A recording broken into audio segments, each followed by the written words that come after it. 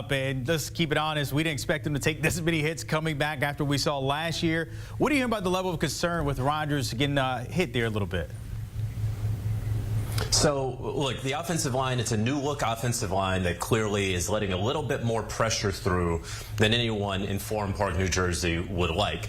That said, they're playing the Minnesota Vikings, a defense that is coordinated by Brian Flores, bringing so many unorthodox and exotic blitz packages and pressures his way. It's happened to 4 other teams before the Jets, and it's probably going to happen to a few more after them. Aaron Rodgers is going to be able to play on Monday night against the Buffalo Bills. There is very little concern about him being able to play moving forward. It is your typical low ankle sprain, and Robert Saleh said that the preliminary test more or less confirmed that by Monday morning. Is Aaron Rodgers going to get some help? Because he's getting the ball out about as quickly as he ever has in his career. He's trying to force feed Garrett Wilson, not working. The offensive line, again, not holding up as well as you would like. And Rodgers, you know, avoided any sort of serious or significant injury, but he did say at 40 years old that he heard some things crackling as he went to the ground. I know that we're all wondering if he's going to get some wide receiver help in the form of his old friend Davante Adams. I've been told and have reported that things are going to heat up for Davante Adams and the Las Vegas Raiders finding a landing spot this week. The Jets were in no rush as they traveled overseas, as we have noted. And then, of course, no one really wants to pay the Raiders' asking price of a second-round pick. And so conversations will continue to be had amongst front offices. The Jets, for me, still remain the front runner for Davante Adams reuniting with Aaron Rodgers, but certainly do not at all discount the New Orleans Saints, who play on Monday night, the Pittsburgh Steelers, who, if you ask certain Dallas Cowboys cornerbacks, need receiver help, Baltimore Ravens, and maybe even potentially an outside shot of the Jets' opponent this upcoming week, the Buffalo Bills. We'll see if that happens there. Remember, Rodgers 41. The last thing you want to hear is something snap, crackling, and pop at that age back there in the pocket. Josh Allen, a lot younger, but he said after the game he took a shot to the chest, rolled his ankle, and then, of course, we all saw that shot when his head hit off the turf. What more can you tell us about Allen's day there?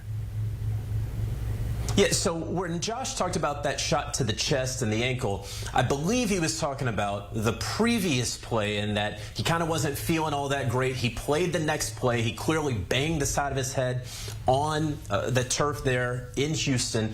He goes to the bench area. He attempts to put on his hat, and the independent doctor says, "Hold on, Josh, we're going to have to check you out for a concussion." So he goes to the medical tent. They do an evaluation within the tent. I know a lot of people said that it was a quicker evaluation. Sources that I talked to said that a concussion evaluation certainly could have been done. A full concussion evaluation in-game could have been done in the time that he was in the medical tent.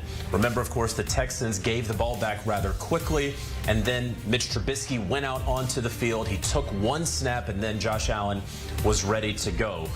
Obviously, this is something that the NFL and the NFL Players Association will certainly monitor today. Typically, I'm told, reports, when it comes to injury reports that the league and the PA are able to produce, they come out on Mondays. And so there wasn't any new information that we could learn on Sunday night.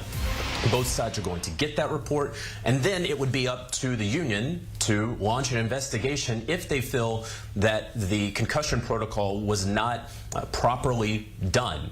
Again, it's still too early to say whether that is necessarily the case or not. We know about late onset of symptoms, and certainly it did look like a scary hit for Josh Allen. So we'll continue to monitor the situation. If an investigation is launched, I would imagine one would be launched later on today. And of course, Josh Allen will monitor his progress and his participation throughout the practice week. Some more questions here when it comes to Buffalo moving up and staying in that division. New England, they're 1-4, JJ, losing their most recent game. They're 4 straight to be exact to the Dolphins. There's some rumblings of maybe a QB change brewing there with the Pats. What more do you have on that?